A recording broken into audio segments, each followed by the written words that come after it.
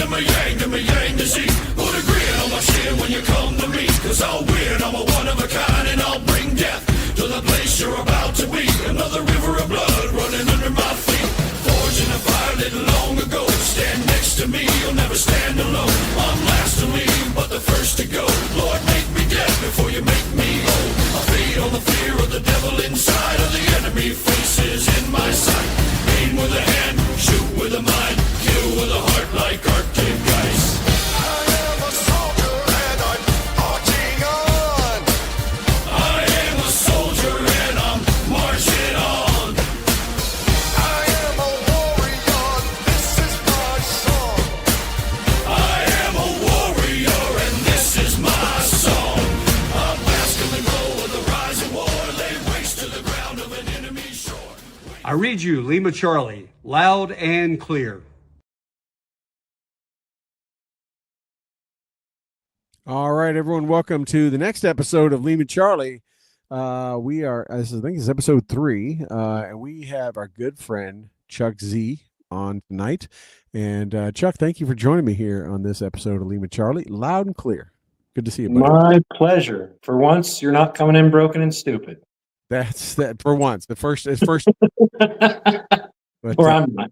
for those that are around the military and know it, then they get all of our acronyms and sayings. But hey, thank you for joining for tonight's episode. The point of this is to capture stories from not only GWAP, but even before, just downrange deployment stories, and just get to know people, friends of ours, people we know, past guests, of which you're one of many times.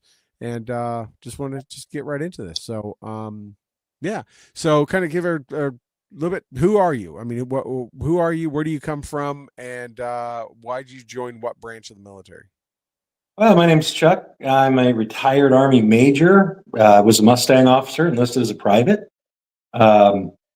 Enlisted way back in 1990. I think it was June or July of 1990. After the Berlin Wall had fallen, Russia fell apart, America had no enemies. Great way to get the Army to pay for college.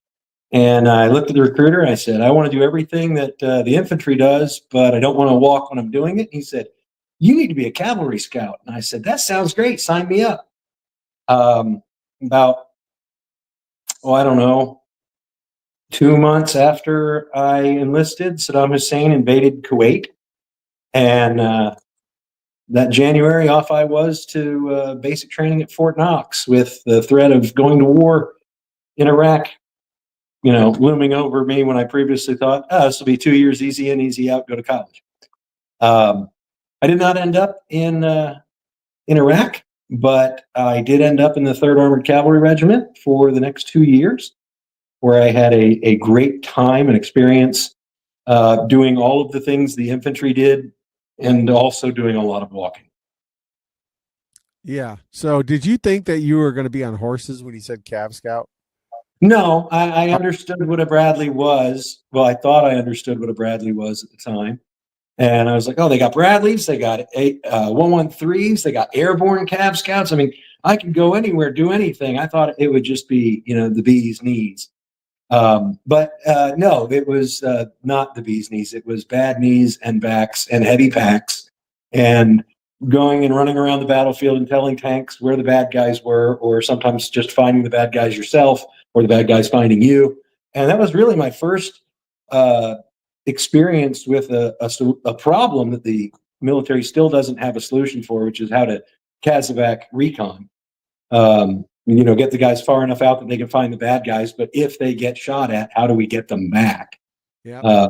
Army still hasn't solved that one, and it's only been 30 years of my service, so I'm sure there's a smart thing out there. Which I know it's not really the point of this podcast, but something that struck me the other day was that we are really good as a military at repeatedly doing the things. Whether it's how to clear an objective or take a hill, what have you.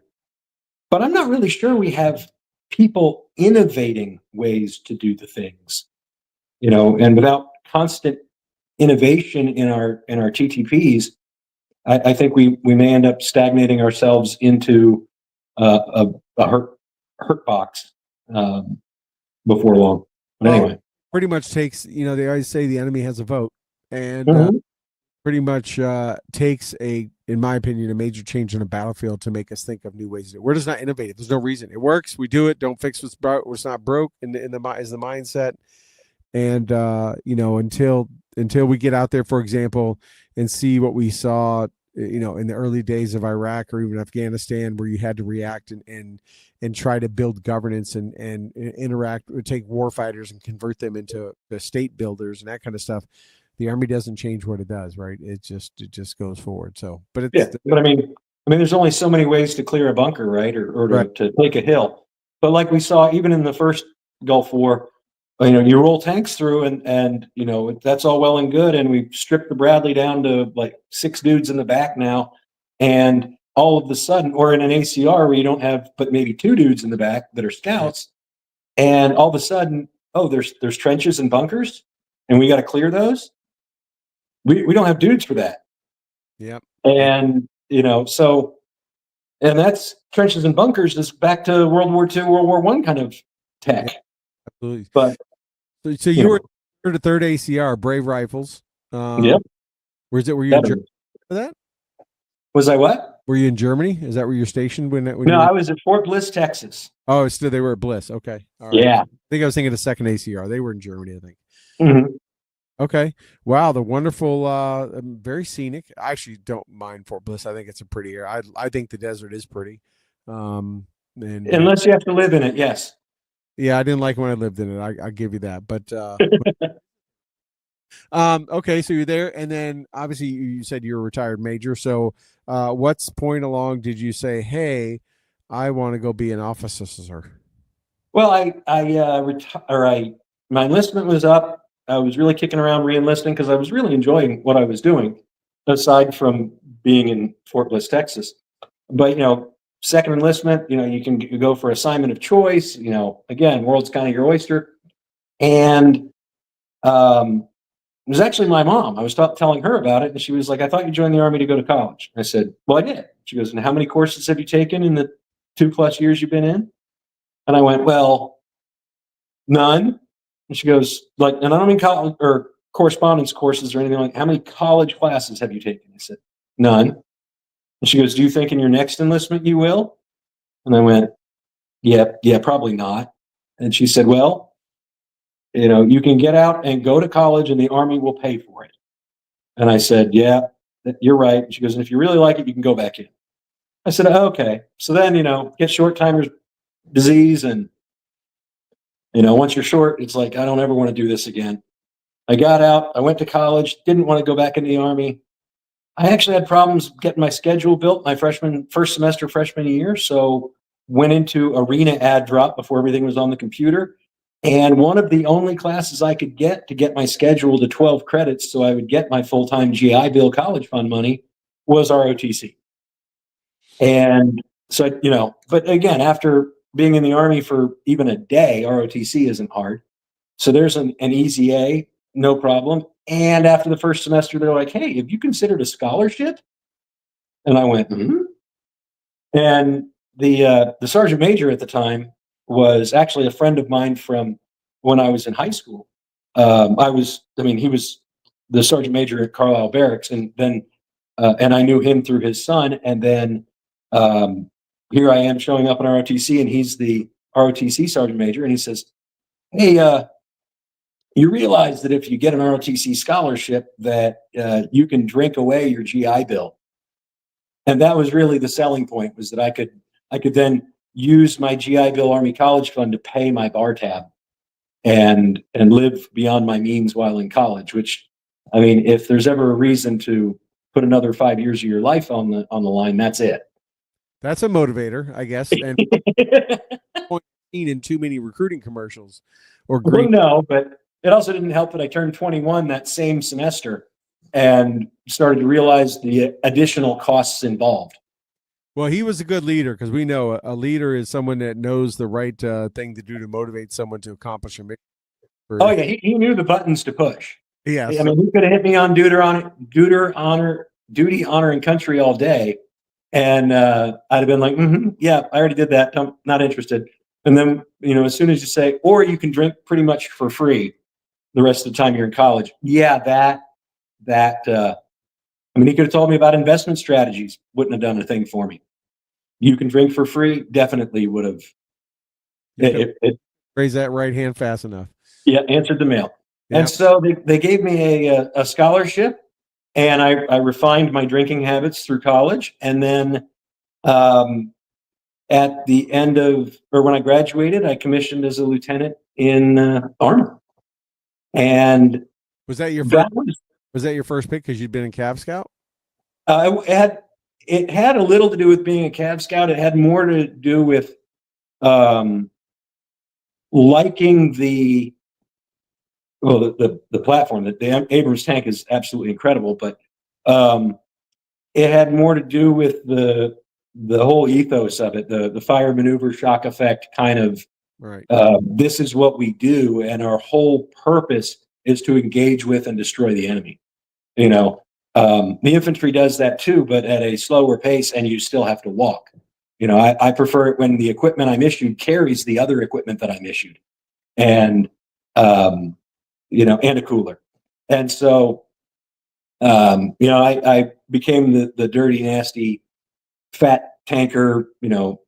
Hated running, hated walking. Had a chair in the bustle rack of the tank and a cooler full of Cokes, and I'd share with the infantry guys, and I'd let them warm up behind the tank. But I kept that friendly animosity between us going pretty much my whole career because I really just took on that ethos. Interestingly, though, when I was in Iraq as a company commander, we had our tanks. We also had Humvees, but my battalion was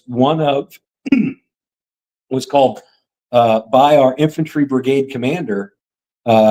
He called us his best infantry battalion because we were always out about on foot, doing patrols, going through towns, and carried that aggressiveness.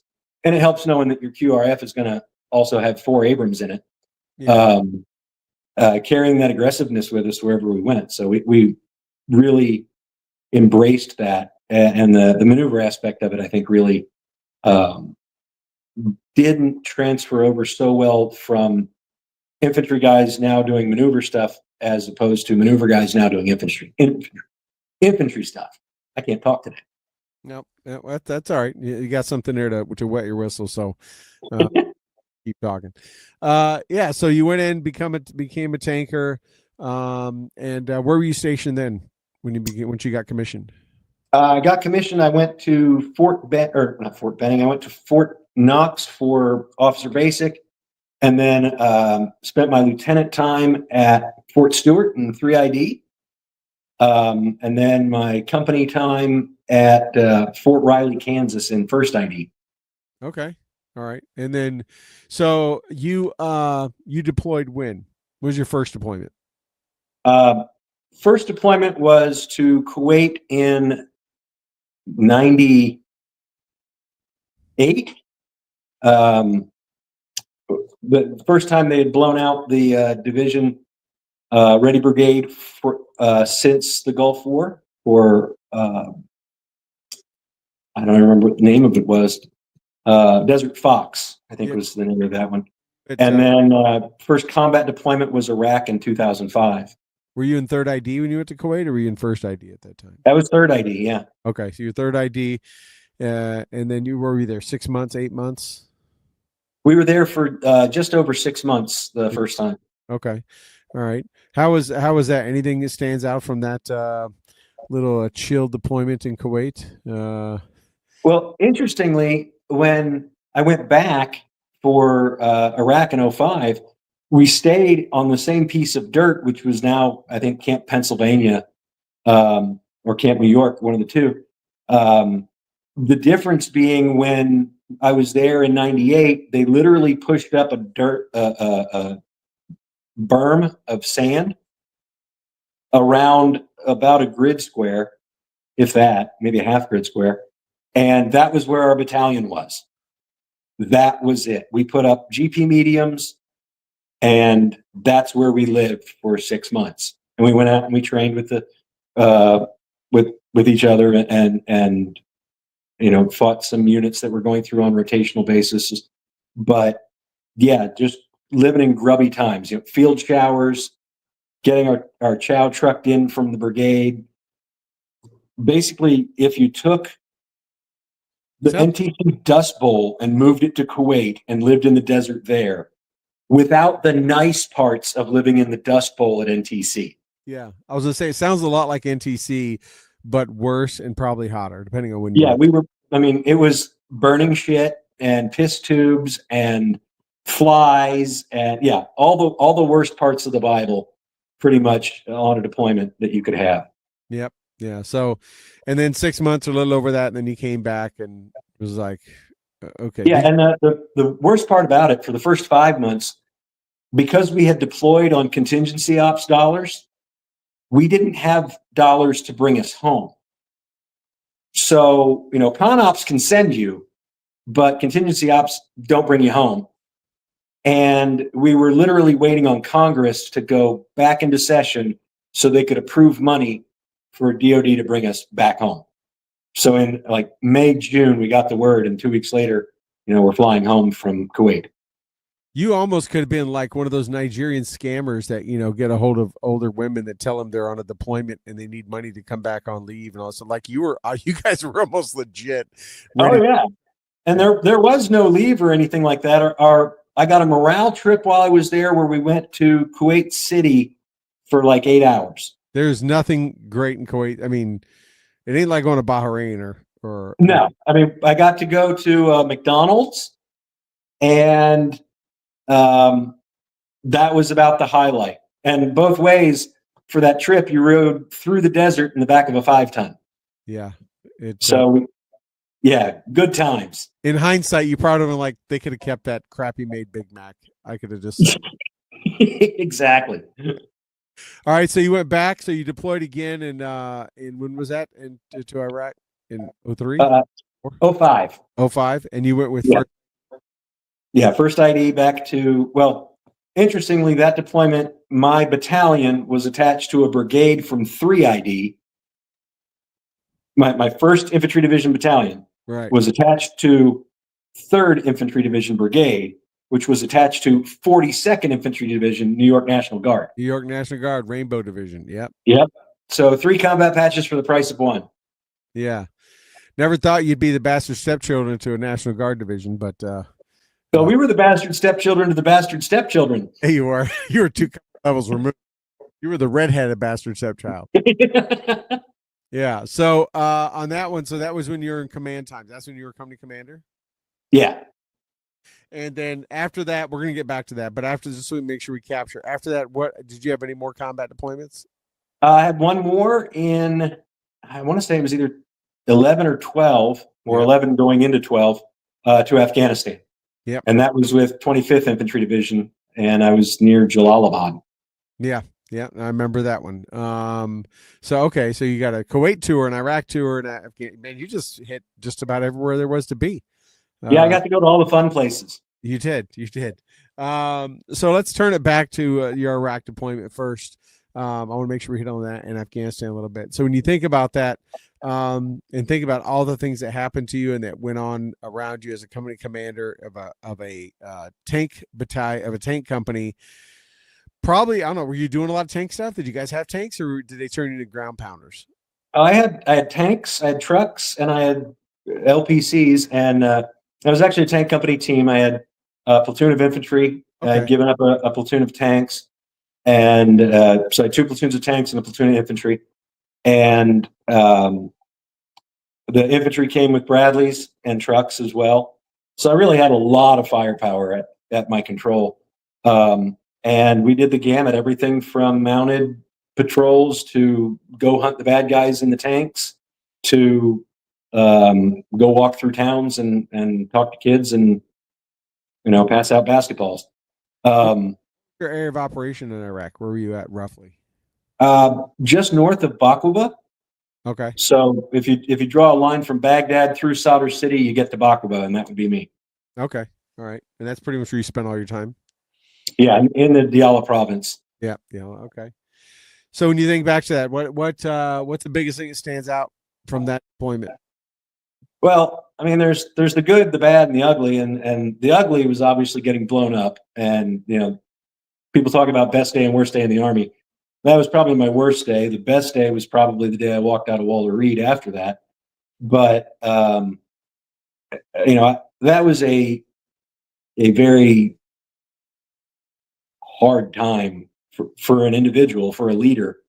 I think probably the second worst day was the day I realized I just wasn't going to be well enough to go back and link back up with my unit. But interestingly, there were also some really good being funny days that were kind of based on abject terror. Like the first time we got a mortar attack. You know how there's that one guy in your unit that everybody looks at and is like, what a jackass. Well, there was one in amongst the officers. And our first mortar attack, I'm standing outside my hooch, and I'm standing between two concrete walls in like an alleyway, and I'm looking around, and this dude is literally running from building to building to building, yelling at guys to get out of the hard buildings and run to the bunkers. And I looked at myself and I was like, I'm new, and this is our first mortar attack. And I remember thinking this, I'm like, but even if I don't know what I should be doing, it's not what that guy's doing.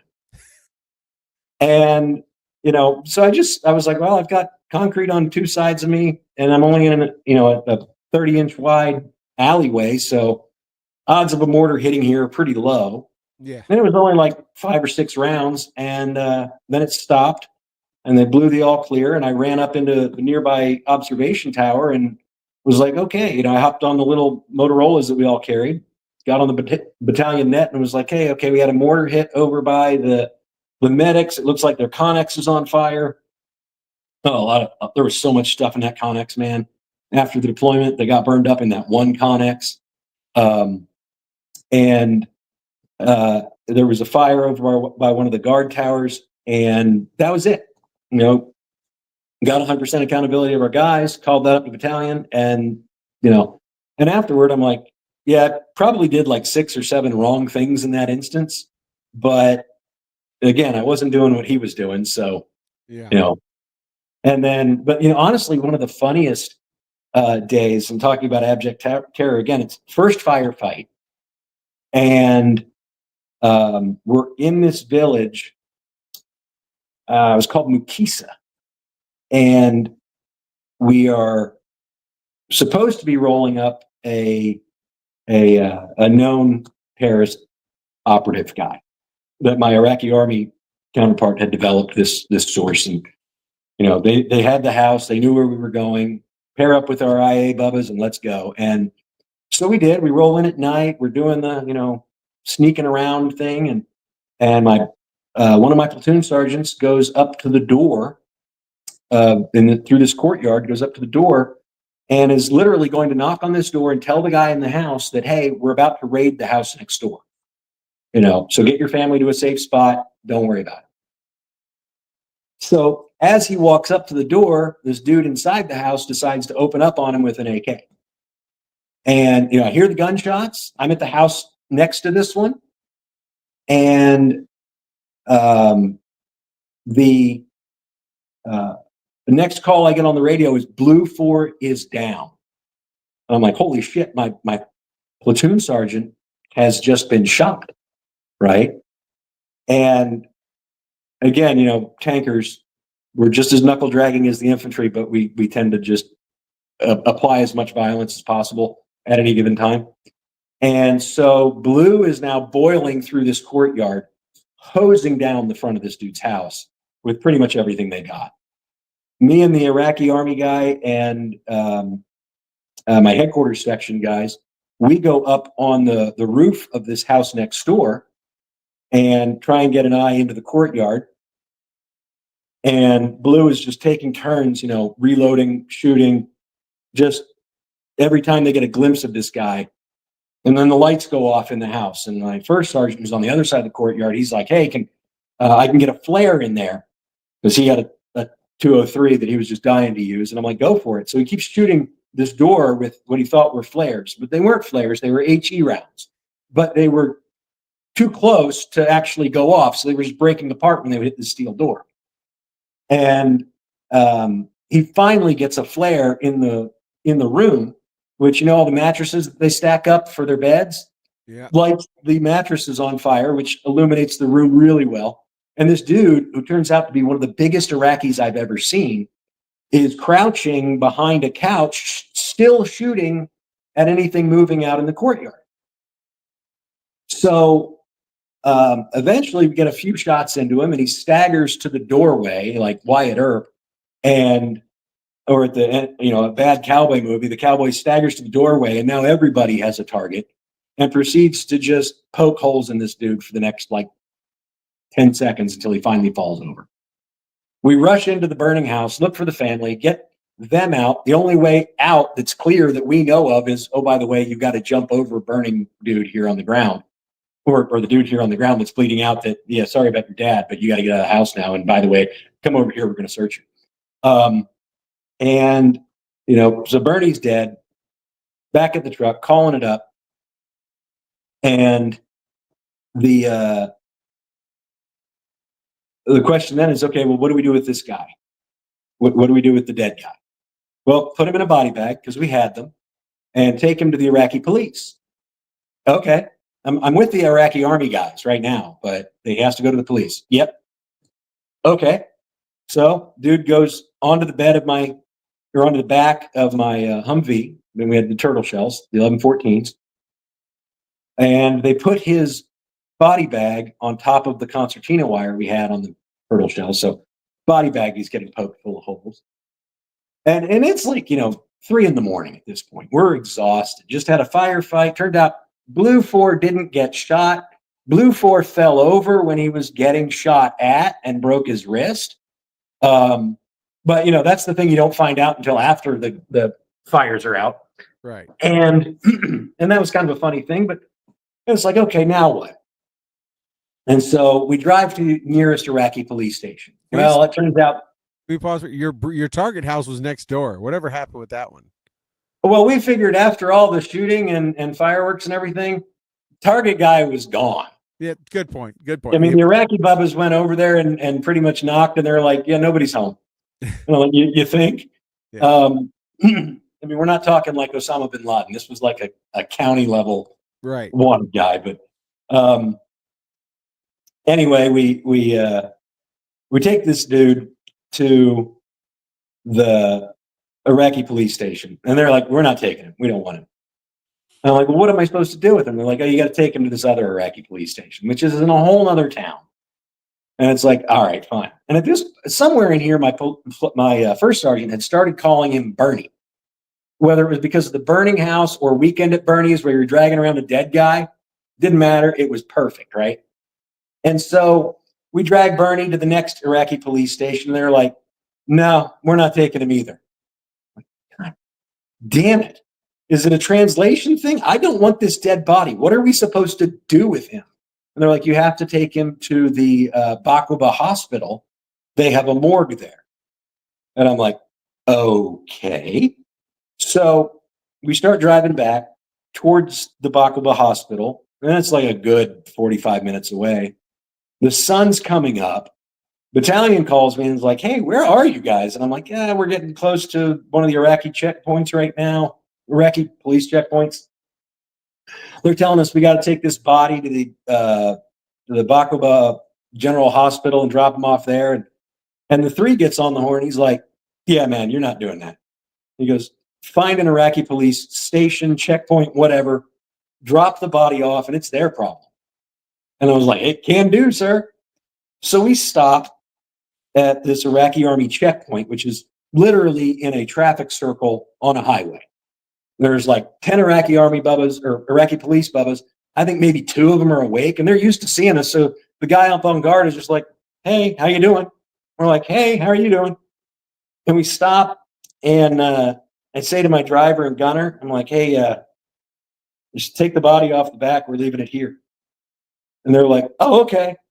And I'm sitting there and I'm looking out the front window of the Humvee and I'm watching the sun come up over the horizon, and it's just burning into your eyes. And I hear the sound of what can only be an adult-sized male body being thrown off the back of a Humvee in a body bag that leaks. And then they hop back in the truck and they're like, "We're good." And I'm like, "Hit it." And we just drove home. And I can just imagine these Iraqi army guys or Iraqi police guys coming outside, finding a dead body in a body bag that some Americans just dumped at their door and were like, "See ya, chow's on." And we went back to the fob. Never heard about it again, but that was our adventure with Bernie. And it was kind of those moments that really made me realize just how Wild West the early days of GWAT were. A lot of the missions we did, you're flying by the skin of your pants on limited intel or no intel.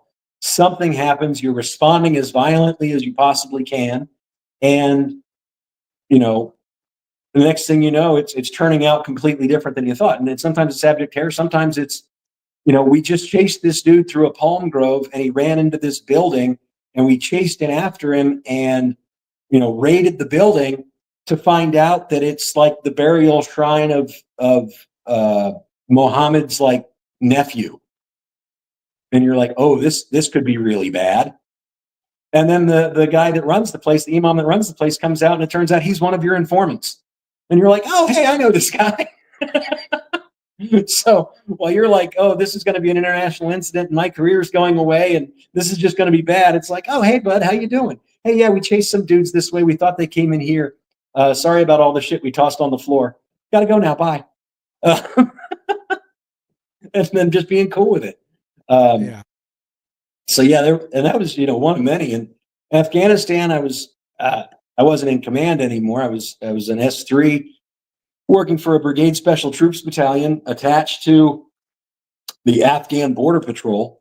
So there, my time was pretty much spent, either typing up reports, trying to teach the Afghans simple math, and playing practical jokes on them. Or playing practical or higher command. What's that? Or playing practical jokes in your higher command. Well, yeah, mostly though the Afghans, because they were more fun because they were more clueless. The higher command was kind of a double-edged sword. I played that one with the clocks to where I got everybody that was going to pray synced to a completely different time, just by moving the call to prayer clock a minute ahead every day until the half-hour time difference in Afghanistan, they were now being called to prayer on the hour times. And then I set it all back at daylight savings time. So they lost a half an hour that they didn't know they had gained. And I think one of the more you were JBAD. You were JBAD for that one. That's right. Yeah, I wasn't on JBAD. I was actually living with the Afghan border patrol on the outskirts of Jalalabad. Yeah. So it was like 10, 12 guys running a JTOC with the Afghans, and teaching them things like, this is how you read a map. And that's the level they were at the border patrol. And I'm like, yeah, I'm supposed to do MDMP with these guys and teach them how to plan. And I'm like, you get, 5 years earlier stuck. I'm glad we were working on doing NCODP and counseling statements with the Afghan army and teaching them how to do that 5 years earlier. And that was the right process to go through, because it didn't get any better.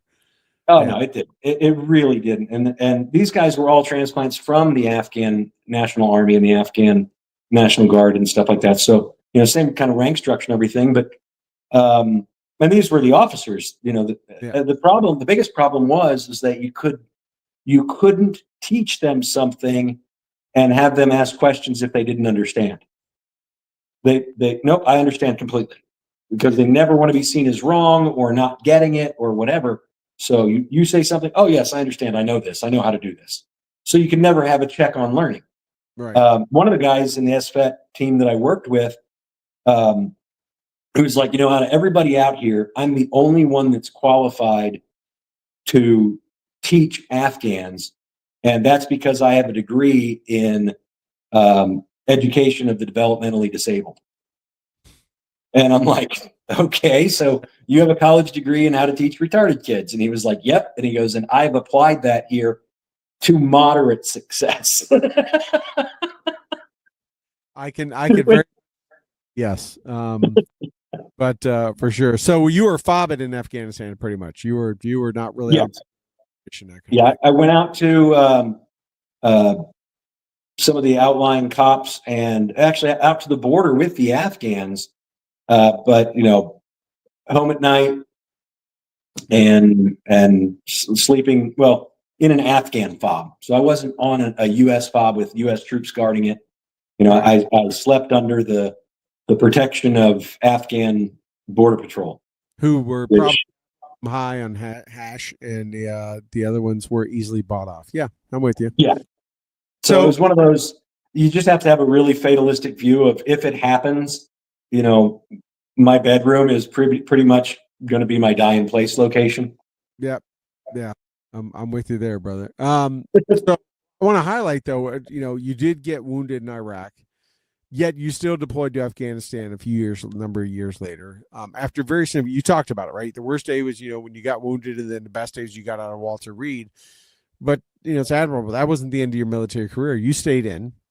Yeah, I had a choice when I was in Walter Reed. They could have written the paperwork either way, and they left it up to me. And I'm like, this is what I do. When I got wounded and I woke up in Walter Reed, the first thing I asked the doctors is how long until I can go back. Right. And that was to be with my company, my soldiers. Right. And after that, it's like, okay, well, I'm still getting surgeries and I'm healing up and everything. And that took 2-3 years until I was, done with the reconstructive part and the physical therapy part. And, I'm still looking at, 8-10 years until retirement.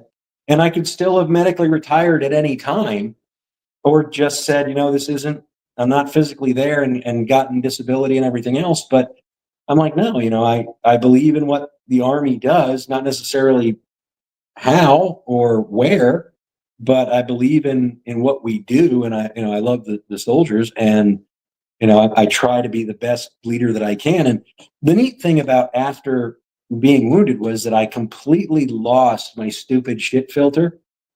And if it was higher or lower, I'd be like, no, that's stupid shit and we're not doing it. And I mean, Joe absolutely loved that. NCOs adored that. And officers that I worked for especially really hated it when I'd be like, that's stupid. Or, respectfully, sir, you've got to make me understand why this isn't stupid. And I would phrase it like that because I literally didn't care if they got mad at me if I was telling them this is dumb or you're not explaining it so that it's not dumb. Well, I didn't know you before. I knew you after, and I think you told me one time that you kind of really didn't give a shit attitude before you got wounded, but I know that was magnified 1,000 times after you got wounded and survived. I mean, you are the benchmark of which I measure many against when it's like that. Dude, you don't give a shit, like Well, I mean, I did and I do, but the give a shit was about. How is this going to impact soldiers? How is doing this going to impact them, whether it's their lives, their time, their abilities? And if it wasn't a positive impact, why are we doing it? Right. And, before getting wounded, the give a shit was, I gave a shit about, knowing my job. I gave a shit about training my troops. I never didn't give a shit about that stuff. I wanted to be the best tank platoon leader that I could be, or scout platoon leader, or company commander, or whatever. It was the dumb stuff that just was asinine that you weren't going to put up with. Yeah, and after being wounded, it was like, what? And when people would be like, "Well, we've got to get this done. It's a high priority. It's an emergency. It's got to be right now." I'd be like, "Yeah, I've died twice already, so maybe we have a different understanding of what an emergency or a priority is." But we're all going to wake up tomorrow. So this isn't, if this happens or not. So it's not that high a priority. Yeah. Oh, sorry, go ahead. talking about stupid shit. I had a sergeant major when I was a tank company commander in Iraq.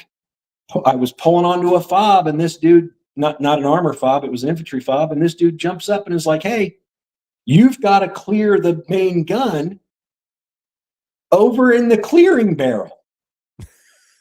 And I looked at him, I'm like, what? You've got to go clear the main gun in the clearing barrel. I'm like, the 120.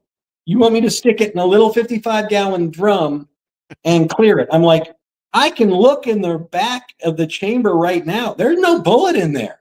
I can see daylight down the gun tube. No bullet. It's clear. But you have to clear it in the barrel. It's on our policy board.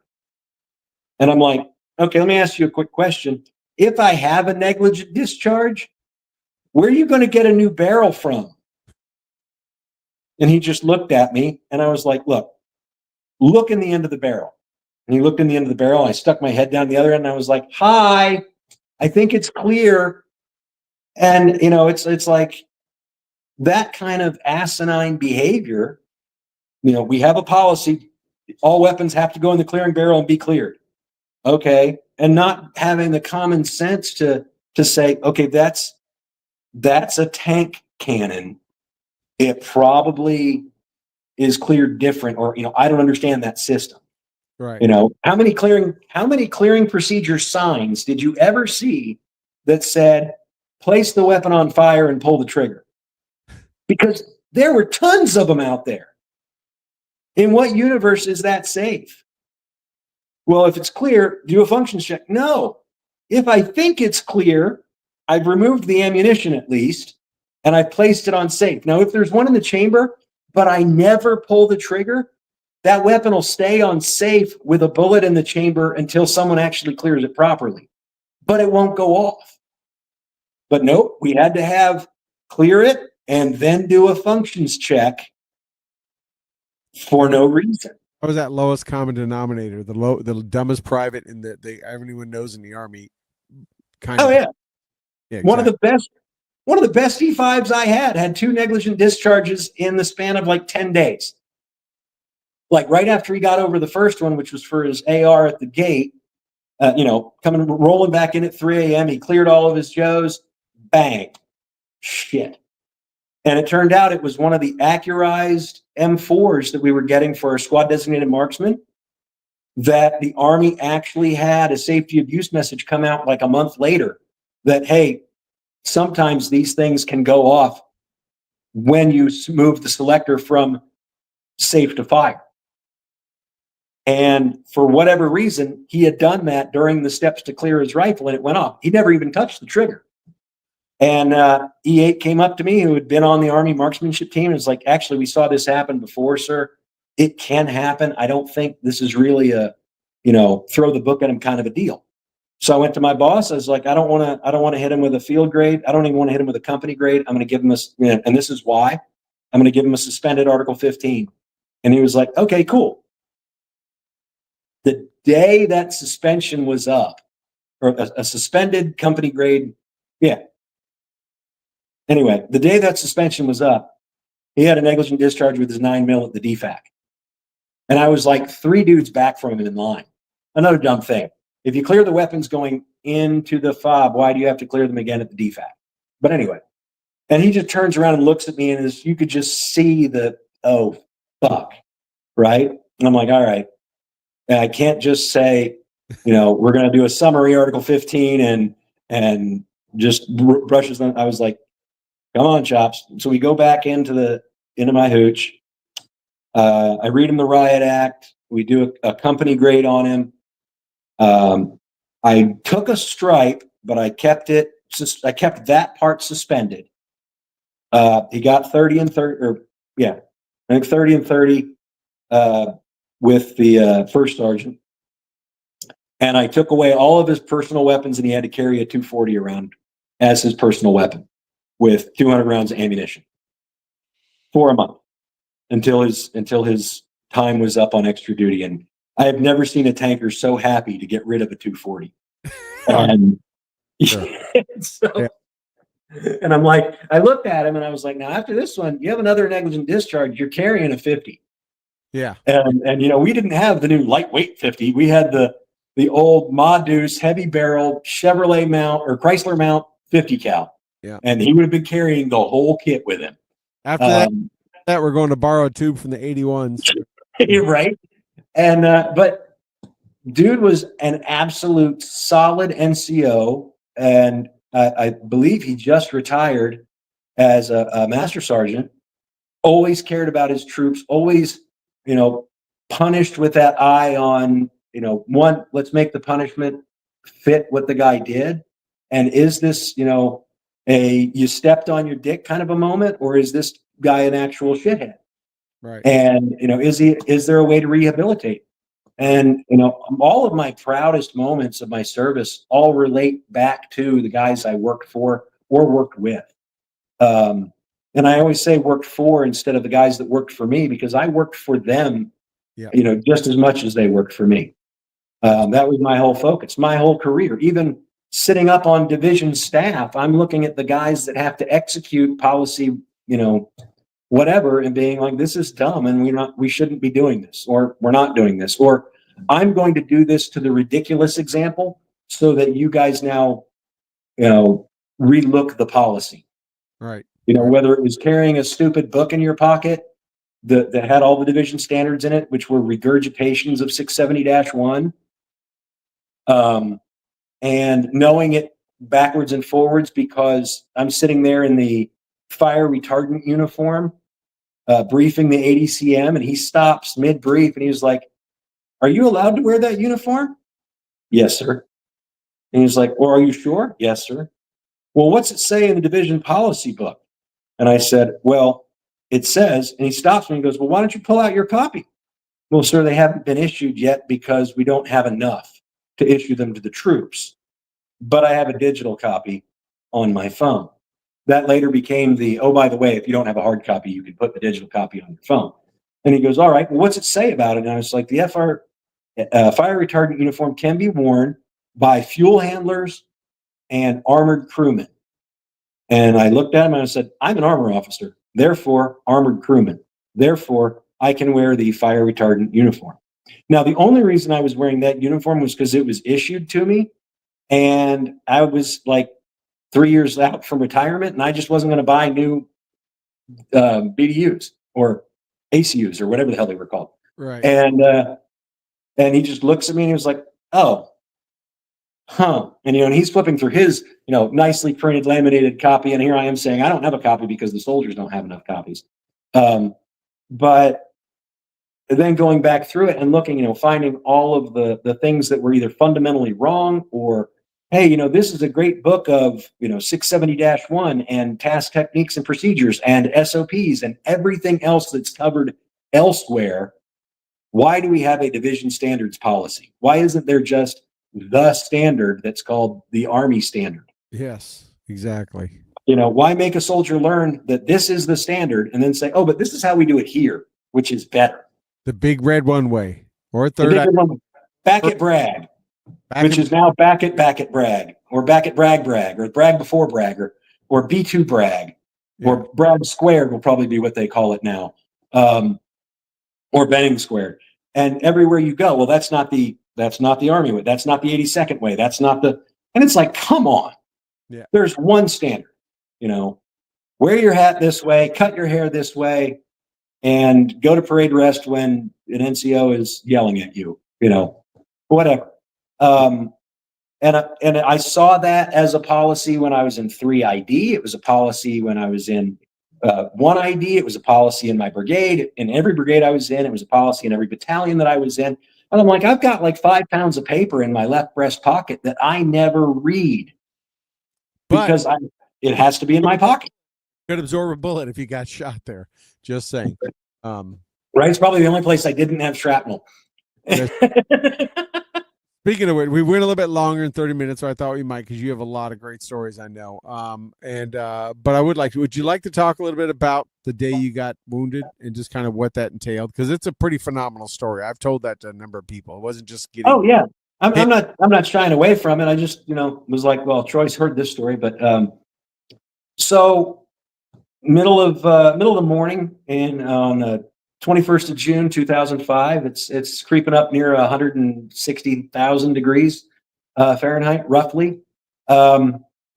Speaking of, we were on a mounted patrol with tanks, Bradleys, and trucks that morning. And we stopped at an Iraqi army checkpoint just to the west. Anybody that's been in the Diyala Bakwaba area will know of the 7071 Palms. Just west of that literal engagement area, there was an Iraqi army checkpoint.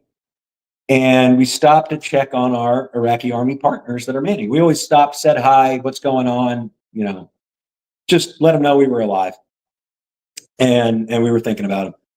And while we're there, a guy literally walks up to the checkpoint, an Iraqi guy, and says, hey, someone planted something over by the fuel tank in my town. Cool. So this town is right off of the highway that we were going down. Let's go check it out. And it was a little bit out of my sector, but not much. It was sort of like on that fuzzy line that you draw with, or the big thick line that you draw on the map for your boundaries. That could be anywhere from 50 meters wide to 400 or 500. And I knew the company commander for that area, and he was like, "Yeah, you got to go out there anytime you need to." We were pretty squishy on that whole, this is my battle space, and I own it. You have to approve. It was like, hey, if you're reacting to something, react to it. And so we take the Brads and the tanks and my truck, and we roll down to this town. Now, I knew where the fuel tank he was talking about was, and in order to get to it, we had to cross a one-lane bridge that was big enough for a Humvee or a tank or whatever to go across. And I'm like, if I'm setting a trap for an armored vehicle, I'm putting something under that bridge. And one of the things they always taught me in the Cav Leaders course is, obstacles and explosives and observation and obstacles, and you've got to clear every bridge. Got it. So me and a couple of guys go down to the bridge, and we look underneath it all around. And this is just a bridge that goes over a farm drainage canal, right? And it's got maybe 4 feet of water underneath it, and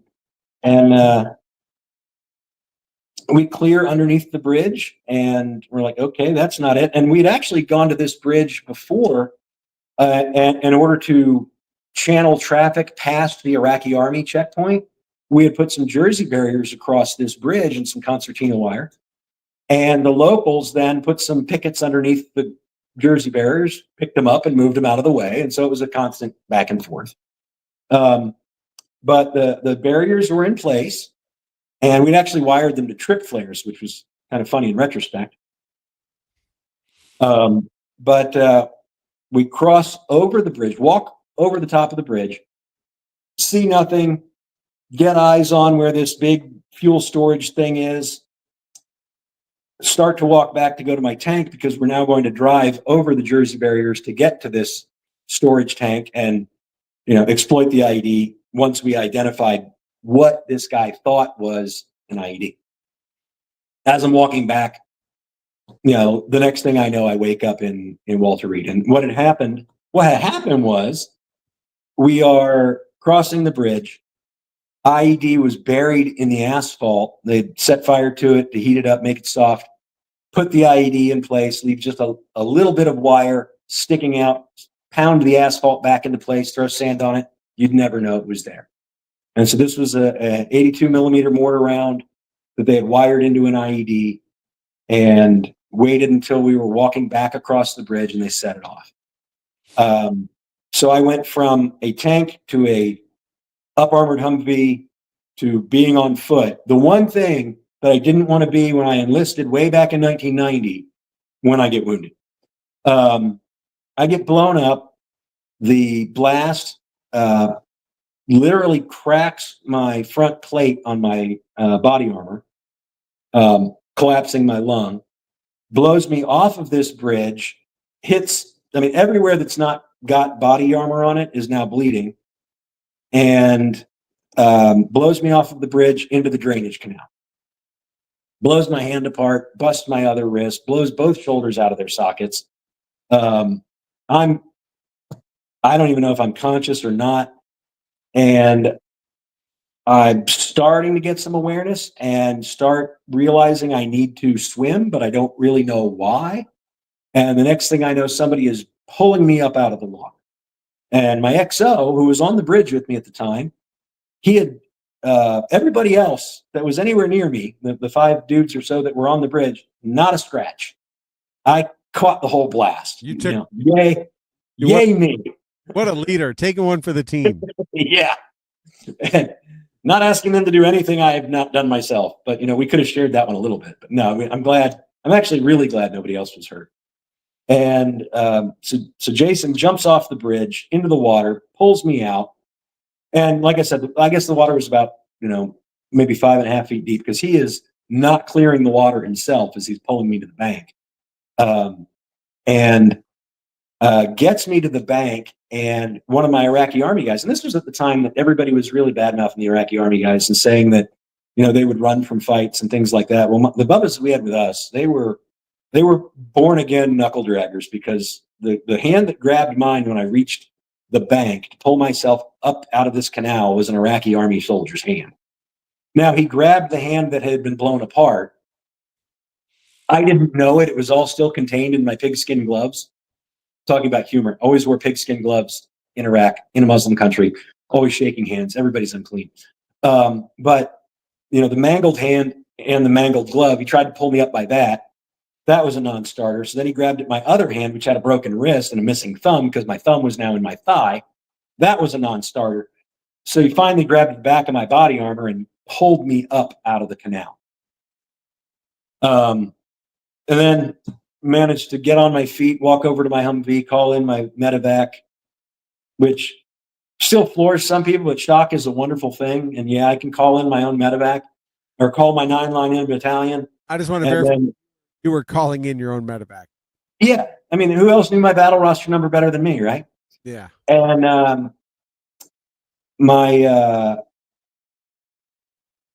I call in the medevac, and I'm really starting to get dizzy. I remember turning and looking at my XO and a couple of my guys and one of my PLs and saying, am I still pretty? Do I still have my junk? And like I said, everywhere that wasn't body armor, including the groin protector, was hit by shrapnel. And so everywhere is red. And they couldn't answer me right. And I'm like, oh, okay, this is probably bad.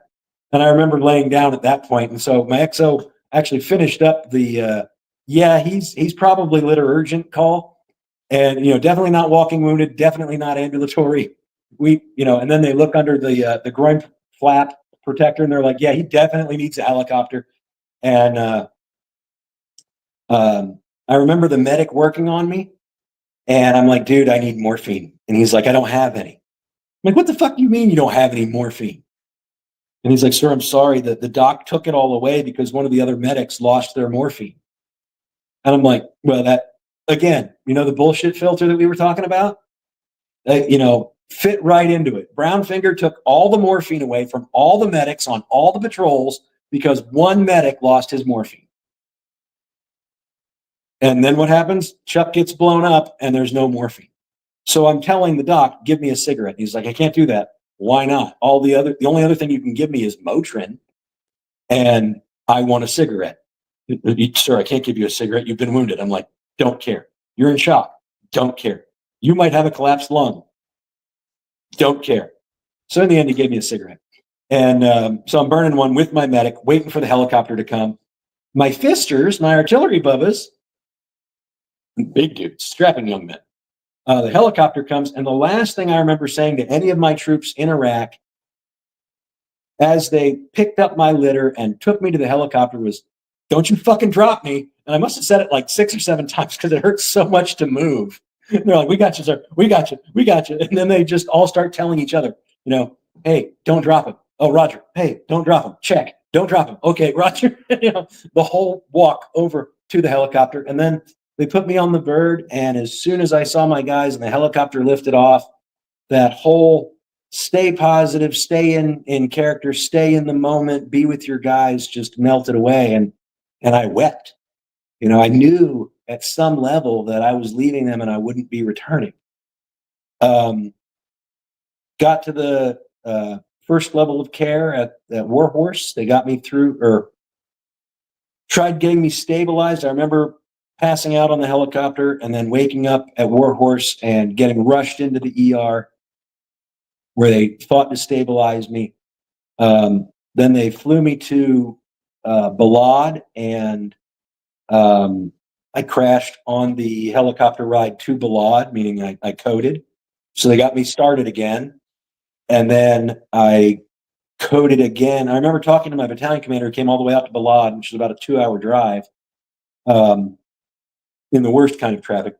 And remember talking to him briefly and telling him as much as I could remember, and saying, hey, and if there's people to be rewarded from this, award my XO, award the Iraqi army guy, award these guys that, they may have just done their job, but they did so much above and beyond, and I was out of it. And I was still telling him, take care of my guys. It wasn't, hey, this is what all they've done to me. And, I'm barely coherent. And I was like, this is what happened, and take care of these dudes. A couple days later, they stick me on a plane to Germany. I code again. I land in Germany. They do a lot of patch up Chuck work. And then they stick me on a bus and then a plane back to the States. So I guess a week after being wounded, give or take, I'm back in Walter Reed, waking up, screaming, not knowing where anybody is, wanting my wife. They keep asking me questions to try and get some history or something. And I'm like, fuck you, where's my wife? Because I knew that once I got to DC, I would see my wife. Right. Not in Chuck's head was she's got to get the kids to somewhere, because she's still in Kansas. So she's got to get the kids taken care of, has to get transported to DC, has to, yada, yada, yada, which, by the way, Society, the 1st Infantry Division, I will plug them every day for the way they took care of her. And anyway, I'm the worst patient you'd ever want to meet. I remember there was a lady there from Soldiers Angels that didn't know me. Came and sat in my room every day until I woke up. Just so there'd be somebody there when I woke up. And she fed me soup. And I called her the soup lady because it took me forever to learn her name. And her name's Kathleen Baird. She's passed away now, but that one instance left such an indelible mark on me with what it truly means to serve and serve others and do something bigger than yourself. I mean, yeah, I had been to the leadership schools, and I had been an Army officer for years at this point, and I had, had done things through experience that were just, the way we do things and the way we want our leaders to be. But the real feeling of doing beyond yourself for the good of others, just for the sake of doing for others, was taught to me in that one brief moment in a hospital bed. When you woke up and she was there. Yeah, somebody that didn't know me. Yeah. Just knew that this guy doesn't need to wake up and be alone. And, it's not a bag on my wife. My wife was literally there the day after I woke up. But this person just sitting there, hey, I'm Kathleen. I'm a Soldier's Angel, and I've got soup. Do you want some? And feeding me soup through a little plastic spoon for a guy that literally had his lips sewn together at least a few days ago and hasn't had any solid food. That was the best soup I think I've ever had. Yeah. And, I made a friend that I had for decades. And it really got me to doing things with nonprofit work through Soldiers Angels, and then later starting my own. But yeah, the war stories and stuff, and all of those things, even after that, when I was in Afghanistan and clowning around half the time in Afghanistan and playing practical jokes or adding levity to what really for most guys is just a really shitty deployment. Those kind of things, to do a little bit to keep yourself sane and a little bit to give everybody else something to chuckle at, and to alleviate the bullshit. Now that I guess I could say that the practical jokes I told in Afghanistan were my version of charity work for everybody's mental well-being and morale. But yeah, I think the stories that we tell, we always try to some extent to salt them with our humor or our even the most serious, the worst days stuff, the getting blown up. I can still joke about bugging the medic to give me a smoke, or don't you fucking drop me. I'll never forget saying that. Right. Of all the most ridiculous things you can say to guys who there is no way on this planet they are going to drop you. But it's one of those things that sticks out. Or am I still pretty? Do I still have my junk? That hurt, and still trying to raise the spirits of the guys that are looking at me like, why isn't this guy dead? Right. We always add levity. We always add some form of humor, dark, gallows, some kind of humor. I think you have to maintain our sanity, right? Absolutely. I've told people many times. I mean, this stuff bothers anyone that's went through it, but we have this dark humor because if we didn't, it would drive guys mad. I mean, it would just you would become insane, or worse yet, you'd become completely insensitive to some of the most horrible things in the world. Exactly, and I think that has probably messed up more guys than anything else. Is these bad things happen, and we're good at dealing with them. Yeah, and it doesn't mess us up. But everything we've been told is that these horrible things are supposed to mess you up. So then you start thinking, I'm going to turn on a light here. Then you start thinking that maybe I'm messed up just because this didn't bother me as much as I'm led to believe it should. Well, and I think then that starts working on too. I think it bothers us. It happens in time, right? That moment, right? And when we can finally take a breath and realize we can let the adrenaline stop, and then we're still human and we still have compassion and we still care about that. And then when you think about it, that's when it bothers you, right? When you're able to finally turn off the desensitization, which the Army is great at teaching us how to do, then it hits you. Just like you telling that story, right? Got a little emotion. I mean, you joke and crack and bust on stuff all the time, but that still impacts you because you have humanity, right? Yeah. And it didn't probably until after I'd retired and I could really unpack a lot of the things that I felt, that I could tell the story about what happened, but the emotional part of me being allowed to be emotional didn't happen for easily a decade, well, almost 20 years after the fact. That it just hit a point in me where I felt like, it's okay to feel emotions about this. If I'd have told the same story 5 years ago, I'd have told the same jokes, I'd have dropped the same F-bombs, but I wouldn't have gotten emotional about it at all. And it just, in my case, it was one of those things that just took time. Yep. And in a lot of guys' cases, it's going to take time and some professional help, or time with their friends, or it was just like one day I was healthy and the next day I was a cripple. One day I was emotionless and the next day I had some emotions. Yeah, and I don't know what triggered the change. I'm happy that it did. Because it was really starting to suck going through life as a pretty emotionless kind of guy, other than laughter and dark humor. Like that guy that, super popular on social media, Mandatory Fun Day. There's so much dark humor in what he says, and you can see that there's a little bit of pain in there too. Yeah. And this is how he deals with it. And, big props to his chain of command that lets him say the things that I'm not saying lets him say, but supports him, and they have to be supporting of it because otherwise they'd shut him down. Yeah, one way or another. He's a commissioner, the lieutenant now. He's a Mustang also, and he rips on the dumbest and the worst part. I mean, his humor is very funny to us that have served because we get it, right? And the fact that his chain of command has not said, and I hope they never do because I'll put them on blast, and I think everybody will. Has not said, "Hey, tone it down," or don't talk about the dark thoughts or anything like that. And it's like, no, bring it all to light, get it all out in the open. Yeah.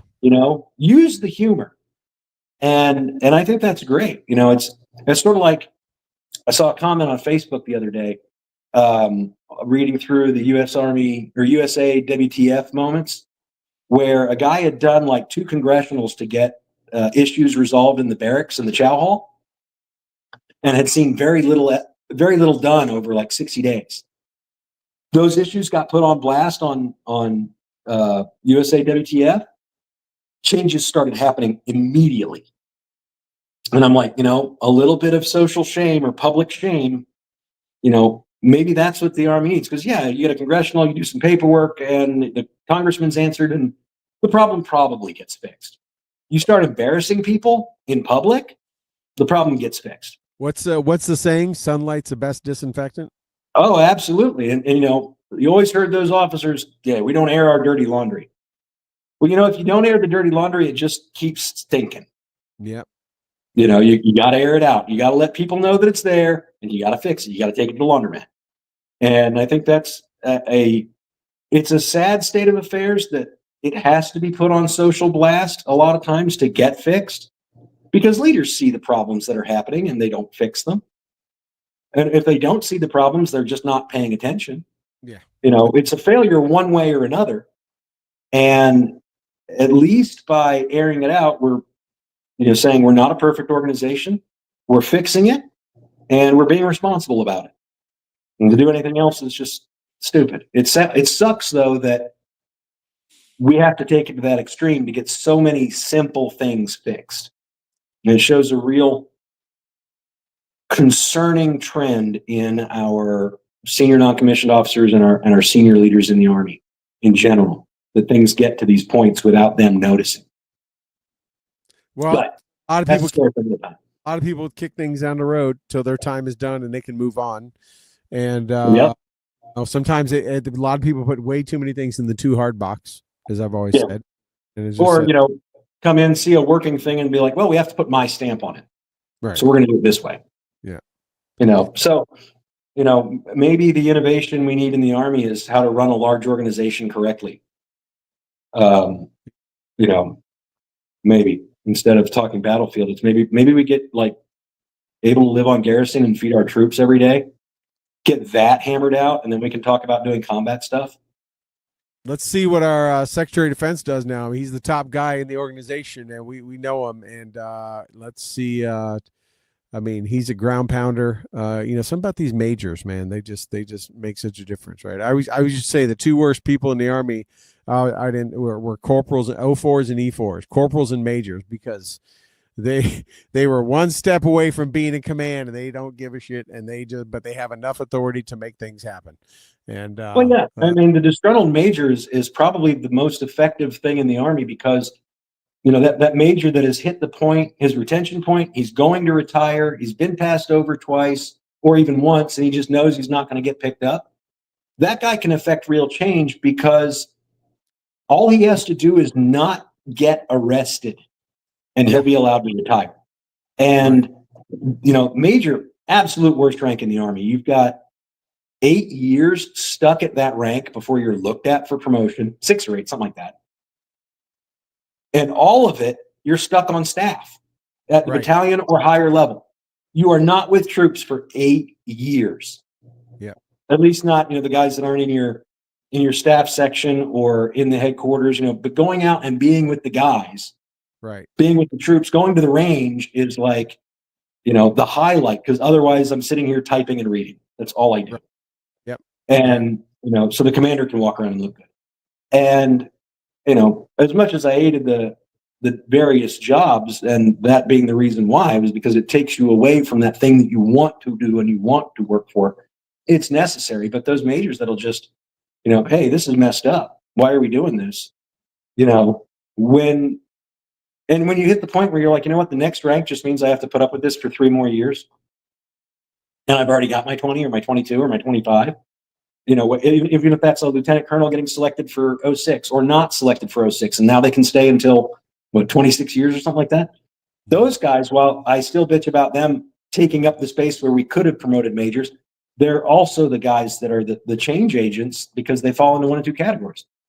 I don't care, and I'm going to make us fix this, or I don't care, and as long as I don't have to do it, I don't care. Yeah. So or I should say, they're either the guys that do care and are going to make changes, or the guys that don't care And just write it out. and ride it out. Those are the guys that aren't going to see battalion command, that aren't going to see, eagles on their collars, but they're going to stay in for 26 and get the full retirement and, just not do anything illegal. They can fall into two camps, and both can be very effective at what they want to do or not do. And yeah, that in a lot of ways, a group of majors is very similar to a group of spec fours. Very similar. Or is it the same as a group of Karens? I don't know if would that be the same as a group of Karens? A group of Karens? No, I believe the proper term for a group of majors is called I had this, a reverie of reprimands. Is that what you came up with? Yeah, having had several myself.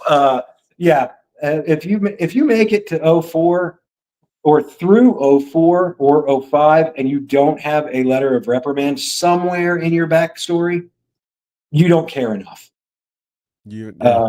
Whether it was, and I mean, a reprimand is just a big bad counseling statement, but I don't mean in your official or in your official record, because that's a career ender. But if you don't have at least one letter of reprimand that was kept local filed, where the general was like, "I'm going to smack your PP as hard as I can without killing your career," then you don't care enough, and you should really rethink what you're doing, because you're not willing to risk it all. Right. To say the thing or to do the thing. Now, if you got a letter of reprimand because you and the boys went down to the O Club and decided to get in a fist fight, I did that when I was a lieutenant, did not get a reprimand. Then that's different. But if you got a reprimand for saying or writing or doing something that was standing up against something that was happening that was wrong, and they didn't like the way that you said it or did it or wrote it, then by all means, you should be proud of that letter of reprimand. Right. Okay, so I did this thing and I said bad words when I did it, and I put them in print and I said who I was, and that reflects poorly on the Army. Yes, I understand that. Wouldn't change it for anything. And so, if you're not willing to make those kind of risks to make the organization better, and I learned from, you can learn from it. You can say the things without the bad words. Okay. You can say them just as forcefully without the bad words, but man, they feel good to say. I mean, if Secretary Hegseth needs a guy to run around the Pentagon and make jokes at generals' expenses and make them look dumb when they're doing dumb things, or go out into the force and talk to the E4s from the old 04 about, hey, what are we doing that's stupid that needs to stop? What can we do that's better? And really get ground truth, because no general is going to go out and get ground truth from a private. No. One, he's not going to be shown the dirtbag E4 that's going to tell him what he needs to hear. Yeah. So and certainly not the secretary isn't going to hear it. You'd be willing to be for minimal pay to just maybe cover expenses. Yeah, I mean, they could bring me back on active duty for that, just for the time, like temporary active duty for that. I mean, major pay is pretty minimal anyway. Or, heck, make me a GS5 or PA civilian, dirt pay. I don't care. I'd go do that, pay for my travel and expenses, but yeah, I'd do that. And I think a lot of retired guys would, but again, when you show up at the unit, which guys are they going to even give you access to? Right. Because, don't listen to, Smitty, he's a dirtbag. Send Schmedlap, he's our stud. It's like, or, these guys are all sitting in a sensing session and you're like, look, I realize that you'd rather be anywhere else doing anything else. And I sat in these sensing sessions too, but hey, at least you're not taking an online survey. I mean, how many command sessions did we have where you do the eval on your commanders and the sergeant majors and leadership in the unit, and they get the report card and they don't care. They only care if it shows improvement over the 12 or 24 months that they're in charge. Right. That's it. They want their first assessment to be horrible, So they have somewhere to but go. not bad enough to get them fired. Right. Yeah. Yeah. Exactly. You know, and so getting to the ground truth with these units is a challenge, and even even the NCOs who want to talk out of school but don't want to talk out of school, or the senior NCOs that are now imbued in the system, whether they're just marking time until they're 20 or whether they want to ride the wave to 30 as a command sergeant major of whatever formation. They're playing the political game now, and they're not going to speak out of turn because it might come back on them. Yep. And you get the same with officers, especially when at the same time you're trying to make the organization leaner, and you're cutting the malcontents, and you're cutting the non-hackers, and you're cutting the guys that are going to be the most honest and tell you what's broken. Hopefully you can identify the right ones to cut and not cut the ones that they serve up on a platter. Right? Oh, we're terrible at that. Have you seen central selections for anything, whether it's command or promotions or for anything? I mean, you were in the Army forever, and you knew guys that were absolute hot garbage that got promoted anyway, right? Oh yeah. Yeah. And some of them pretty highly. And guys that were absolute studs that made it, but maybe not all the way. Right. Because not as fast. Because letter reprimand, or because they said something that someone didn't like or whatever, and it was just absolutely. Yeah. And I mean, don't get me wrong. I know guys that were absolute studs, that were better leaders than I was, that got promoted and went very far. And I don't begrudge them one bit. I know some guys that I'm really surprised that they can get all the buttons right on their uniform before they walk out the door every morning, that got promoted. And some of them are now wearing stars. And that really kind of bothers me, that it was a combination of getting the right box checks and knowing the right people to get the right jobs, working for the right people, that got them those positions. And I mean, that's going to happen in some weird kind of nepotism in any large organization, but it definitely happens in the military. Oh yeah. Who's your Jedi? Who's your rabbi? Who are your rabbis that are teaching you what jobs to get and grooming you for your next assignments and getting you the right assignment under the right leaders and things like that? And there are people that absolutely game that system. Oh yeah, they game. Yeah, I was about to say they game that system well. And I mean, I just Forrest Gumped most of it. If they said, "Hey, you're a tanker, go to Fort Stewart and be in the infantry," I've said, "Okay." I went to Fort Stewart. And then they said, "Oh, you're a tanker, go to Fort Riley and be in the mechanized infantry." I went, "Okay." I went to Fort Riley. And then they said, "Hey, you're a tanker, go to Hawaii and be in a light infantry division." I went, "Cool, I'm going to Hawaii." Actually, I asked for that assignment because Hawaii, and if you know that it's probably your last assignment and you can get it, go to Hawaii. Yeah. Don't say, "Oh, send me to Korea," or send me to Bragg, or no. Pick that assignment that may be your last one and try and go to the place that you really want to be, or that you really want to retire. One or the other. Right. But yeah, it's been a great talk, and I know we've covered a lot more than just war stories and We everything wrong with the military that I haven't been in for over a decade now. Yeah. Or almost a decade. But it's definitely, the more things change, the more they stayed the same. It's just that when I was in, the guys that were in uniform, you were pretty sure were guys, and the girls you were pretty sure were girls. Nowadays, it's anybody's guess, and I don't know if you're allowed to ask them or not. I'm not sure I don't know what those mandatory training and sharp and other sessions are like now. I'm sure they've taken on a whole new context, but no, we have covered a lot, almost an hour and a half. I only wanted to keep it to a half hour because I didn't want to take your whole evening. But I just let you roll. We covered, you've had a very storied career, multiple deployments.